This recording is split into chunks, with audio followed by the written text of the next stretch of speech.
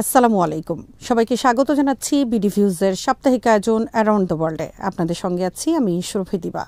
সপ্তাহের গুরুত্বপূর্ণ কিছু খবরের বিশ্লেষণ থাকছে আজকের আয়োজনে। প্রতিবেদনগুলো তৈরি করেছেন ফারজানা তানিয়া।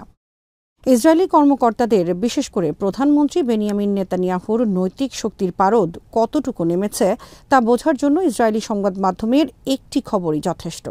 দৈনিক মারিফ জানিয়েছে, আন্তর্জাতিক অপরাধ আদালত বা আইসিসির গ্রেফতারি পরোয়ানার ভয় প্রধানমন্ত্রী বেনিয়ামিন নেতানিয়াহুকে তাড়া করে ফিরছে। এ কারণে ওয়াশিংটন যাওয়ার সময় তিনি নিয়মিত রুট ব্যবহার করেননি। আইসিসির পরোয়ানা আমলে নিতে বাধ্য এমন দেশগুলোর আকাশসীমা এড়িয়ে চলেছেন তিনি। মারিফ বলেছে, প্রধানমন্ত্রীকে বহনকারী উইং অফ জিওন বিমানটি ইউরোপীয় দেশগুলোকে এড়িয়ে আটলান্টিক মহাসাগর পাড়ি দিয়েছে, যে দেশগুলো গত বছরের নভেম্বরে নেতানিয়াহুর বিরুদ্ধে দেয়া পরোয়ানা আমলে নিতে পারে। ফ্লাইটের গন্তব্য রাডার থেকে গোপন রাখা হয়।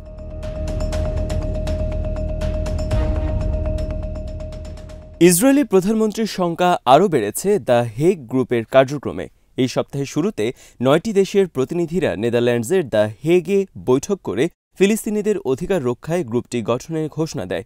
দেশগুলো হল দক্ষিণ Africa, Malaysia, Namibia, Colombia, Bolivia, Chile, Senegal, Honduras ও মধ্য আমেরিকার দেশ বেলিজ।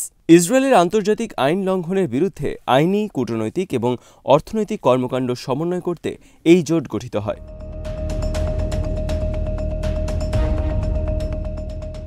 হামাস এই গ্রুপ গঠনকে স্বাগত জানিয়ে বলেছে, ফ্যাসিবাদী ইসরায়েলকে দমন করতে এবং ফিলিস্তিনিদের অধিকার রক্ষায় আন্তর্জাতিক পর্যায়ে এটি অত্যন্ত গুরুত্বপূর্ণ একটি পদক্ষেপ। সংগঠনটি বলছে, দক্ষিণ আফ্রিকার বর্ণবাদী শাসনের বিরুদ্ধে যেমনটা হয়েছিল, বিশ্ব থেকে বিচ্ছিন্ন করা না হলে ইসরায়েলি দখলদারিত্বের অবসান ঘটবে না। নাৎসি ও ফ্যাসিস্ট শাসকরা যে পরিস্থিতির মুখোমুখি হয়েছেন, সেভাবে জায়নবাদী যুদ্ধ অপরাধীদেরকেও আন্তর্জাতিক বিচারের মুখোমুখি করতে হবে।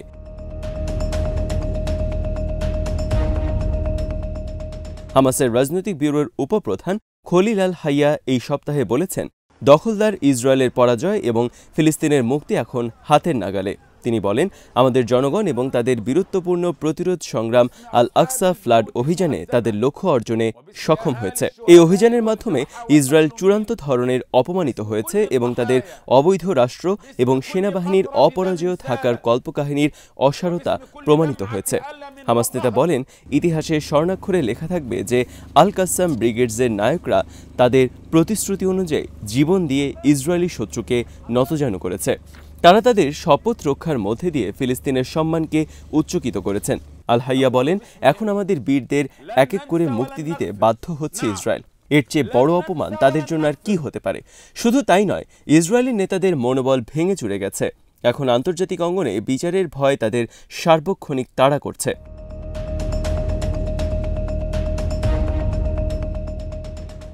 আসলে কোনো দিক থেকে হালে পানি পাচ্ছে না ইসরায়েল। যুদ্ধের শুরুতে যে পরিকল্পনা ছিল দখলদার ইসরায়েলের, মার্কিন প্রেসিডেন্টের মাধ্যমে সেই পরিকল্পনা বাস্তবায়নের চেষ্টা করছেন তারা। গাজা পুনর্গঠনের অজুহাতে গাজার ফিলিস্তিনিদের বাস্তুচ্যুত করার পরিকল্পনার কথা প্রকাশ করেছেন ট্রাম্প। প্রয়োজনে সেনা পাঠিয়ে গাজার নিয়ন্ত্রণ নেয়ার কথাও বলেন তিনি। সেই পরিকল্পনার বিরোধিতা করে মার্কিন পররাষ্ট্রমন্ত্রী মার্কো রুবিওকে চিঠি দিয়েছেন 5 আরব পররাষ্ট্রমন্ত্রী এবং ফিলিস্তিনের এক সিনিয়র কর্মকর্তা। সপ্তাহের মাঝামাঝি পাঠানো এই চিঠিতে সই করেছেন জর্ডান, মিশর, সৌদি আরব, কাতার ও সংযুক্ত আরব আমিরাতের পররাষ্ট্রমন্ত্রীরা। তাছাড়া ফিলিস্তিনের প্রেসিডেন্টের উপদেষ্টা হুসেন আল শেখও এতে সই করেন।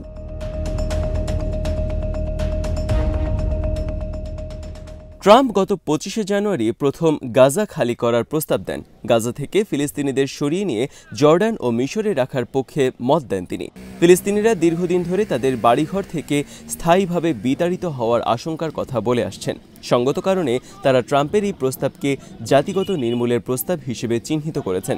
মার্কিন পররাষ্ট্রমন্ত্রীকে দেওয়া যৌথ চিঠিতে বলা হয়, গাজা পুনর্গঠনের কাজ গাজাবাসীর সরাসরি সম্পৃক্ততা ও অংশগ্রহণের মাধ্যমেই হওয়া উচিত। ফিলিস্তিনিরা তাদের ভূমিতে বসবাস করবেন, তারা গাজা পুনর্গঠনে সহায়তা করবেন। চিঠিতে আরও বলা হয়, গাজা পুনর্গঠনের সময় ফিলিস্তিনিদের প্রতিনিধিত্ব কেড়ে নেওয়া উচিত নয়। আন্তর্জাতিক সম্প্রদায়ের সমর্থনে এই প্রক্রিয়ার সত্ত্ব অবশ্যই তাদের দিতে হবে।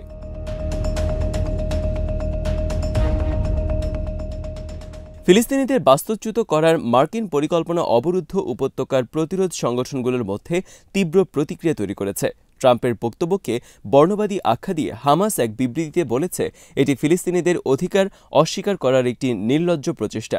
সংগঠনটি বলছে গাজা থেকে ফিলিস্তিনিদের বাস্তুচ্যুত করাই ছিল ইসরায়েলি আগ্রাসনের মূল লক্ষ্য। ট্রাম্পের এই ধারণাকে পশ্চিম এশিয়া অঞ্চলে বিশৃঙ্খলা সৃষ্টির রেসিপি হিসেবে বিবৃতিতে উল্লেখ করা হয়। হামাস নেতা সামি আবু জুহরি এক বিবৃতিতে বলেন, গাজার জনগণ এই পরিকল্পনা বাস্তবায়ন হতে দেবে না। তিনি বলেন, এখন প্রয়োজন আমাদের জনগণের বিরুদ্ধে ইসরায়েলি আগ্রাসনের অবসান, তাদের নিজস্ব ভূমি থেকে বহিষ্কার করা নয়।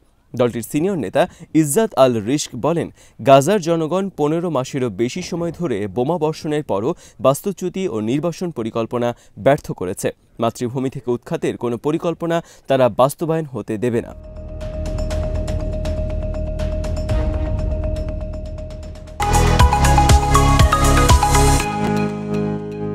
ইসলামিক জিহাদ বলেছে ৮০,০০০ টনেরও বেশি মার্কিন অস্ত্র ব্যবহার করে গাজার জনগণকে বাস্তুচ্যুত করা সম্ভব হয়নি।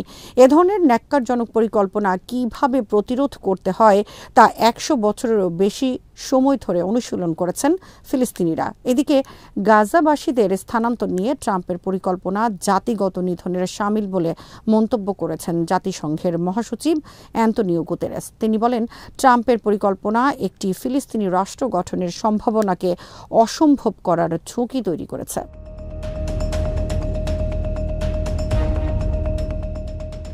ইসরায়েলের বিরুদ্ধে দৃঢ় অবস্থানের কথা জানান দিচ্ছে মধ্যপ্রাচ্যের প্রতিরোধ অক্ষ। ইয়েমেনের হুথি আনসারাল্লাহ আন্দোলনের নেতা আব্দুল মালিক আল হুথি হামাস এবং হিজবুল্লাহর সঙ্গে যুদ্ধবিরতি চুক্তি লঙ্ঘনের বিরুদ্ধে ইসরায়েলকে সতর্ক করেছেন। তিনি বলেন, চুক্তি লঙ্ঘন করলে শত্রুদের বিরুদ্ধে আবারও যুদ্ধে নামতে প্রস্তুত রয়েছে ইয়েমেনের সেনাবাহিনী। পশ্চিম তীরে ইসরায়েলি আগ্রাসন নিয়ে আল হুথি বলেন, যুক্তরাষ্ট্র এবং ইসরায়েল গাজায় হামলা চালিয়ে প্রতিরোধ সংগ্রামকে নির্মূল করার ব্যর্থ চেষ্টা করেছে। এখন তারা পশ্চিম তীরে বর্বরতা চালিয়ে গাজার বিপর্যয় আড়াল করার চেষ্টা করছে।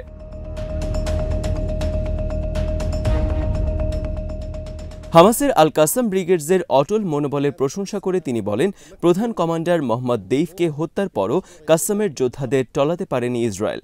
দেইফকে মহান অনুকরণীয় নেতা আখ্যায়িত করে তিনি বলেন, তার দৃঢ় ঈমান, অটুট সংকল্প ও লড়ার মানসিকতা আল কাসামকে অনন্য শক্তিতে পরিণত করেছে।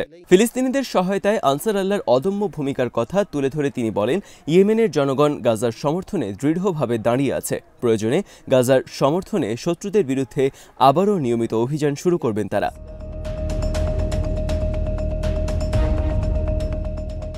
গাজায় এখন যুদ্ধবিরতির প্রথম ধাপ চলছে। অনেক টালবাহানার পর দ্বিতীয় ধাপের আলোচনার জন্য শেষ পর্যন্ত কাতারে প্রতিনিধি দল পাঠানোর প্রস্তুতির কথা জানিয়েছে ইসরায়েল। চুক্তির বাধ্যবাধকতা, ঘরোয়া ও আন্তর্জাতিক চাপ, পরাজয়ের লজ্জা, এইসব বিষয়গুলোকে একসঙ্গে ধারণ করতে হিমশিম খাচ্ছেন নেতানিয়াহু। অন্যদিকে ফুরফুরে অবস্থায় আছেন ফিলিস্তিনিরা। হামাস নেতা আহমেদ আবদেল হাদি এই সপ্তাহে বলেছেন, পরিস্থিতি আমাদের পক্ষেই রয়েছে। তিনি আভাস দেন, ইসরায়েলি সেনা কর্মকর্তা এবং সৈনিকরা বন্দী থাকায় দ্বিতীয় দফার আলোচনায় সুবিধা পাবে হামাস। হামাসের এই সিনিয়র কর্মকর্তা নিশ্চিত করেন, দ্বিতীয় ধাপের ফল প্রথম ধাপের তুলনায় প্রতিরোধ আন্দোলনের আরও বেশি পক্ষে আসবে, কারণ বর্তমান পরিবেশ হামাসের জন্য আগের চেয়ে ইতিবাচক। প্রতিরোধ যোদ্ধাদের অবস্থান আগের চেয়ে অনেক শক্তিশালী। তিনি বলেন, সব পরিস্থিতি ও প্রেক্ষাপট আভাস দিচ্ছে যুদ্ধবিরতি অব্যাহত থাকবে।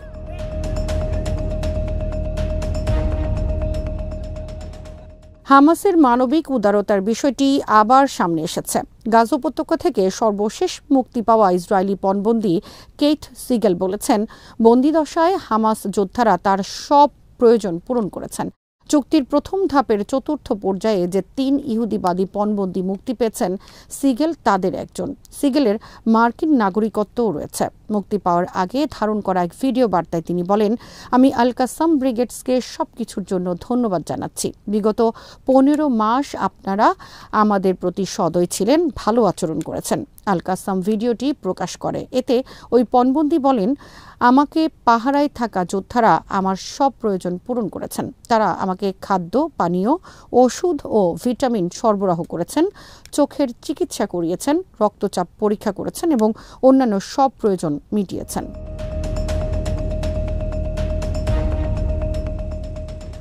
মুক্তিপ্রাপ্ত এই পণবন্দী এর আগে হামাসের সঙ্গে যুদ্ধবিরতি না করায় তেল আবিবের সমালোচনা করেছিলেন। তিনি বলেন, আরও আগে যুদ্ধ শেষ হলে উভয় পক্ষের জানমালের বহু ক্ষয়ক্ষতি এড়ানো সম্ভব হতো। মুক্তি পাওয়া আরেক বন্দী ৮০ বছর বয়সী গাদি মোজেস ইসরায়েলে ফিরে গিয়ে তার পরিবারকে বলেছেন, গাজায় তার সঙ্গে সম্মানজনক আচরণ করা হয়েছে। মোসেস তার ছেলেকে বলেন, গাজায় থাকা অবস্থায় হামাসের রক্ষীরা যা খেয়েছেন তাদেরকেও তাই খাইয়েছেন।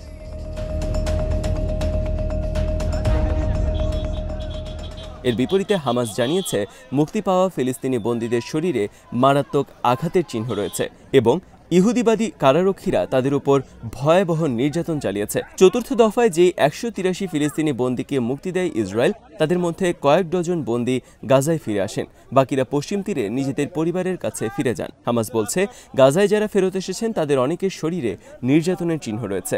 ফ্যাসিস্ট ইহুদিবাদীরা ফিলিস্তিনি বন্দীদের উপর নিষ্ঠুর নির্যাতন চালিয়েছে, যা আন্তর্জাতিক আইন ও মানবিক মূল্যবোধের সম্পূর্ণ পরিপন্থী।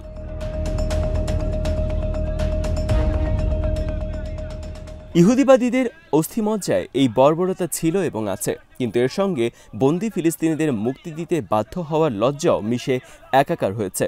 তারা দেখছে বিজয়ের আনন্দ ছড়িয়ে পড়ছে ফিলিস্তিন জুড়ে।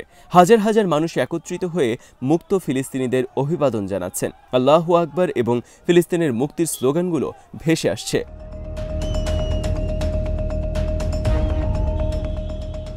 এক কথায়, ফিলিস্তিনিদের বিজয় উচ্ছ্বাসের বিপরীতে ইসরায়েল এখনও পর্যন্ত বিপর্যস্ত। পশ্চিম এশিয়া বিষয়ক ইসরায়েলি বিশেষজ্ঞ উরি গোল্ডবার্গ প্রতিরোধ যোদ্ধাদের বিরুদ্ধে ইসরায়েলের এই বিপর্যয় বিশ্লেষণ করতে গিয়ে আসল কারণটি তুলে ধরেছেন। তার বিশ্লেষণের সারমর্ম হল, ইসরায়েল আসলে ভেতর থেকেই মরে গেছে।